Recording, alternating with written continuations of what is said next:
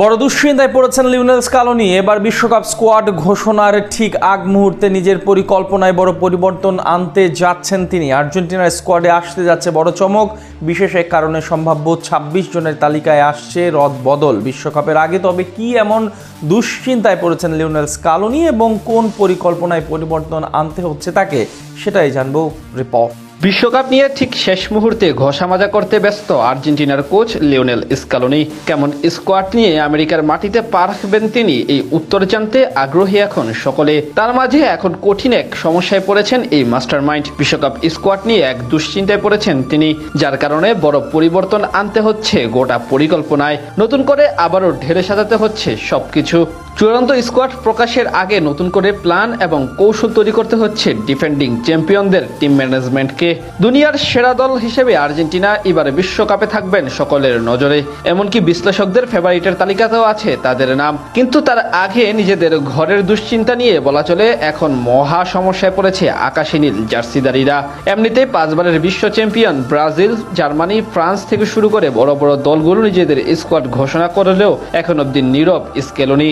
তার সাথে এবার নতুন সংযোগ হিসেবে সেই দুশ্চিন্তার খাতায় যোগ হয়েছে নিজেদের ফুটবলারদের নিয়ে।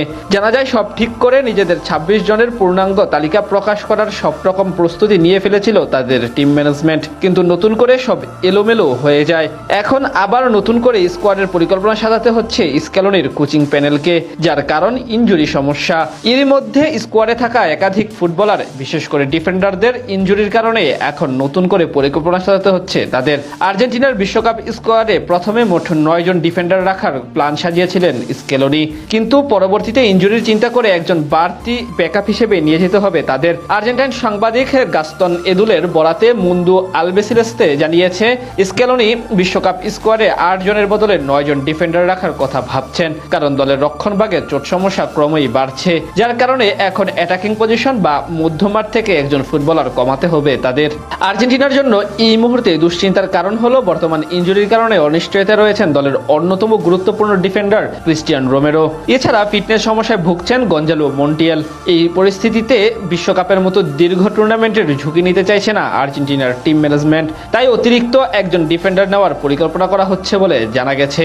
এর মাঝে তাদের শক্তিমত্তায়ও বেশ ভালো ভাটা পড়তে পারে। তবে মিডফিল্ড এবং অ্যাটাকিং পজিশন নিয়ে আবার ঠিকই স্বস্তিতে আছে আকাশী নীলরা। তার উপর একাধিক তারকা ফর্মে থাকার কারণে এদিক থেকে বলা চলে এক মধুর সমস্যায় আছেন লিওনেল স্কেলোনি।